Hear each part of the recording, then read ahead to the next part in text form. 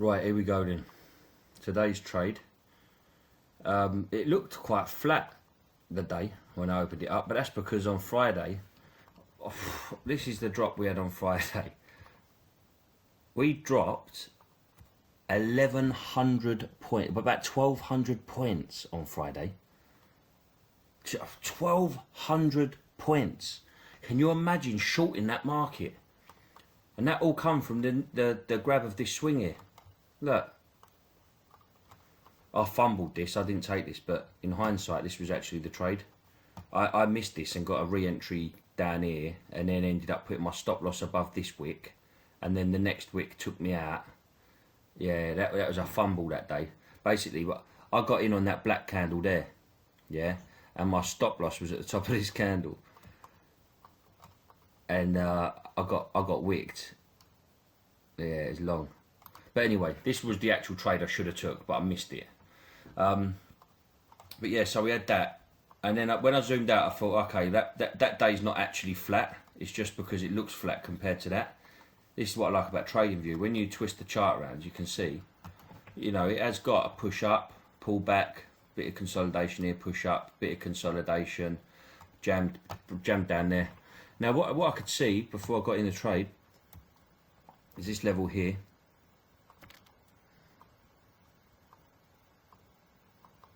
Yeah, you got like 1, 2, 3, 4, 5, probably 6 touches of this level, and then at 2:05, that level got swept. So what can we expect if that level gets swept? Potentially, if this is going to be a sideways block, yeah, what we can expect to see is the bottom of this block taken out. So let's see what happened when the stock market opened up. First candle came down, nothing for me there, because as you can see we closed below this swing point, you know, we closed below everything basically. If we broke it, we didn't reject it, so that's a no entry candle. That was the next candle print, and this is the candle that I got in at. So basically you can see that we took out this swing point here, which was like a double bottom. Also, it was a swing point where price pushed up from, plus it was London's low. So we took that out, and then I got in on a candle there. Now, being in drawdown, I only wanted to run it to a 2-to-1.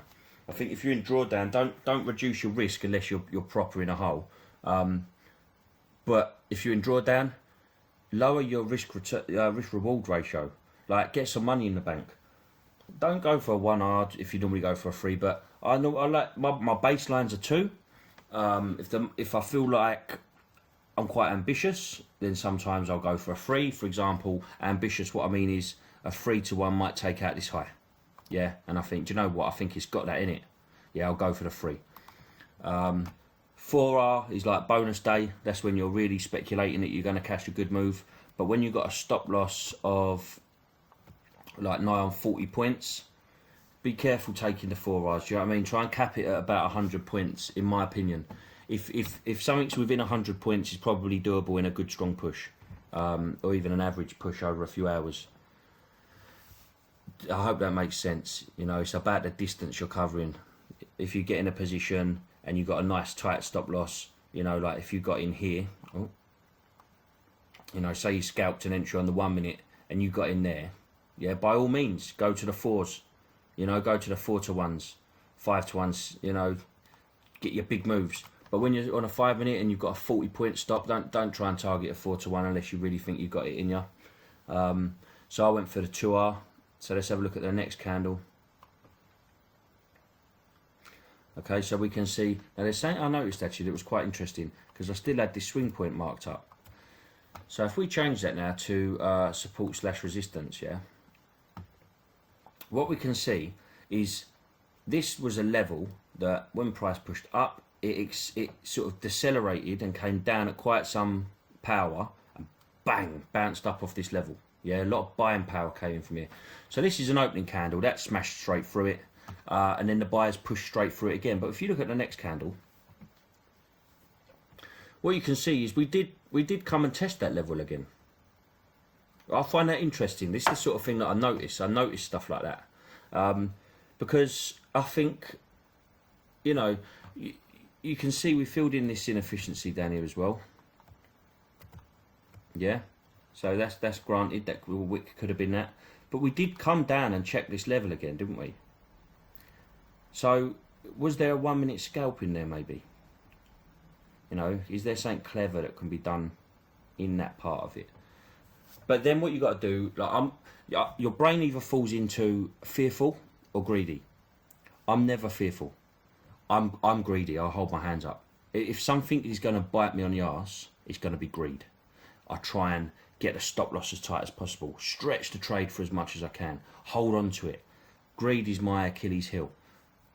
The way I look at it, I'd rather be greedy than fearful.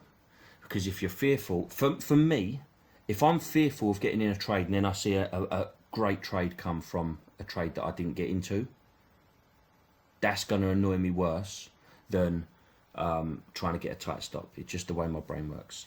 You know, for me, I like to say the bottom's the bottom. You know, I won't be, let me just mark this level off because that's significant, that 545.1.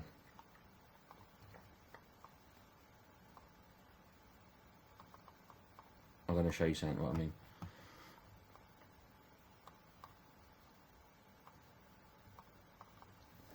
That's just so I don't lose this, because this is you'll see something in a minute about greed.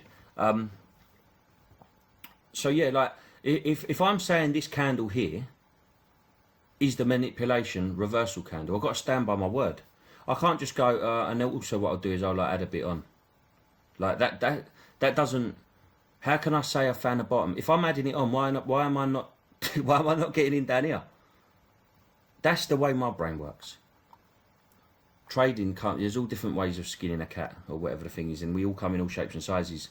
And there's all sorts of different methods and mentors out there. But for me personally, yeah, if I'm saying that candle was took London's low, and then rejected and pushed up here, I'm putting my stop loss. I'm putting my money where my mouth is, because I want maximum money. I'm putting risk down here. I want to get as much as I can out of it. So let's just make sure that stop loss is at 545.1.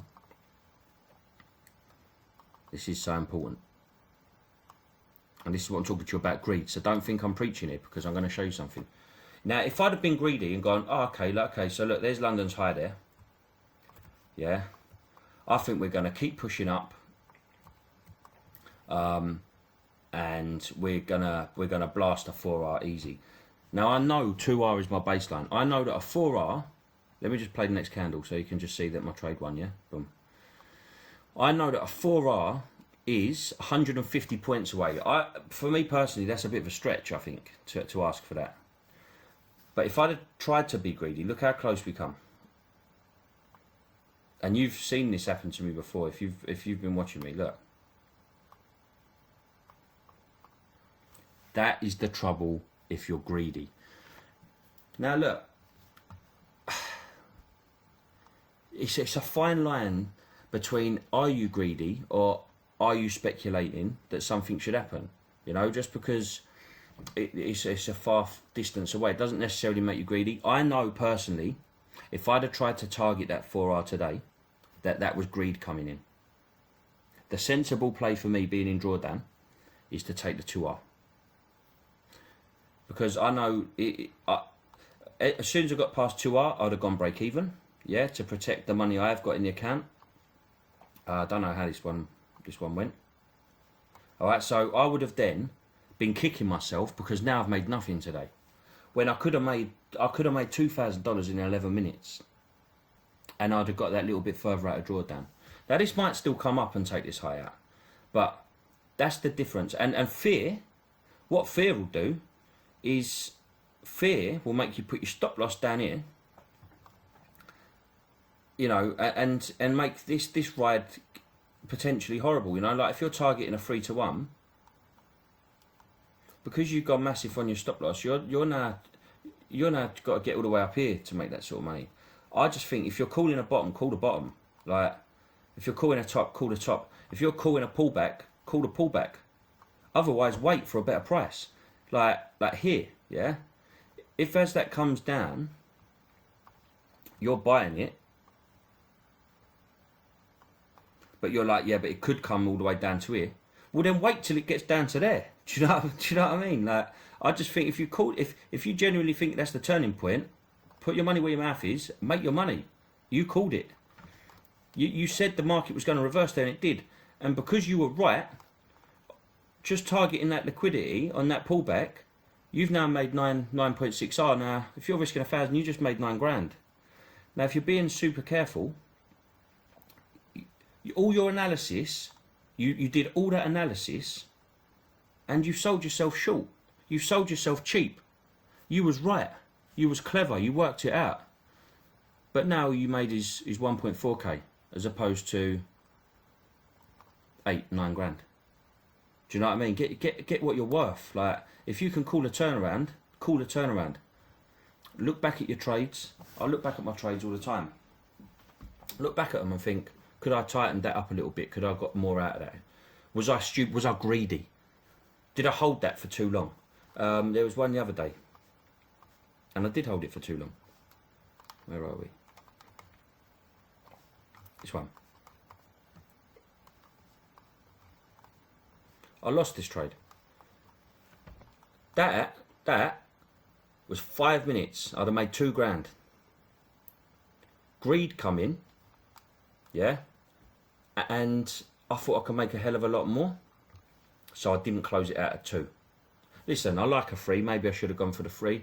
I still would have lost. But this is a little bit of an example of what I mean about quick money. Take the quick money. Boom, done. Done for the day. Move on to the next trade.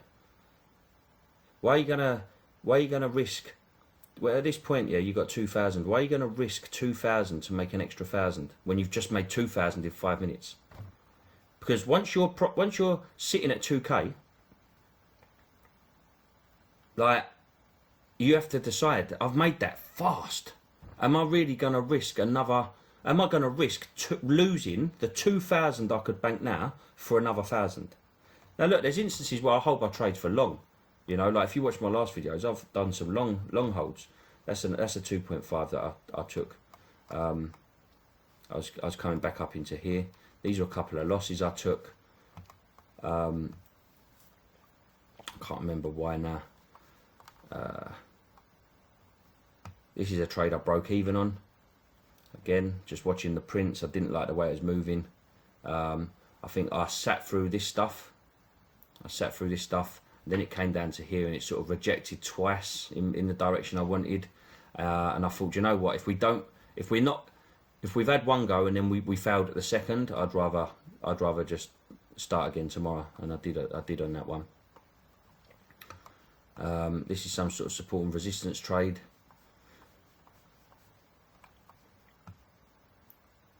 This is one where greed would have bit me. I won that trade, but if I'd have gone for the 3R, break even again, or a loss. That's counter trend, look, bang. So yeah, I hope there's a bit of knowledge in that video. Be interesting to see how this one turns out. Maybe the 4R would have got hit, but yeah.